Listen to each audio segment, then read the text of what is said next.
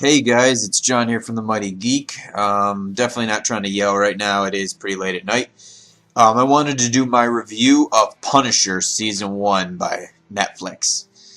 The Punisher is a very dear character to me, and he's really, really awesome. I've been reading a bunch of his comics lately, and I've always enjoyed his character just because he was so just ruthless and just tactical, and he's one of the very few characters in all of comics, really, that's just like, I'm gonna get the fucking job done.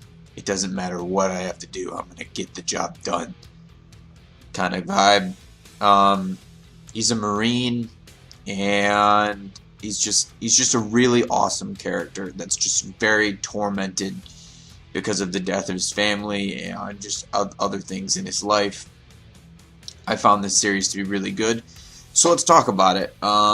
He showed up obviously in Daredevil Season 2, and I definitely have to say that you should definitely go watch that before you see this, because there's key things in Daredevil Season 2. I'm also going to try to keep this pretty spoiler free here. There's definitely things in Daredevil Season 2 that you need to see, his interactions with certain characters. Otherwise, certain story elements here won't make sense. So when we find Frank in this season, you know, he's just wrapped up being the Punisher. He's trying to live a nice, quiet life, and you know, his battle is behind him. And I understand that. Like, he was tired of killing. He just wanted to live a quiet life. Then you get introduced to Microchip. I thought this guy playing him was fantastic. He's like a weird, quirky. You know what? He's basically he's Edward Snowden. He works really good with Frank on their goal together, which I'm not going to kind of get into, but they play off each other really well.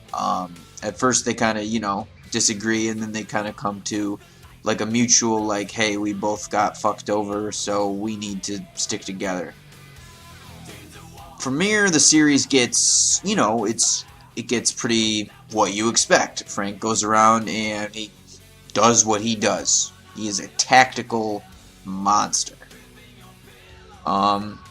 Billy Russo. Billy Russo is an interesting character in this show. I thought he was portrayed very, very well. He's definitely going to end up being a character you'll recognize from the comics later on.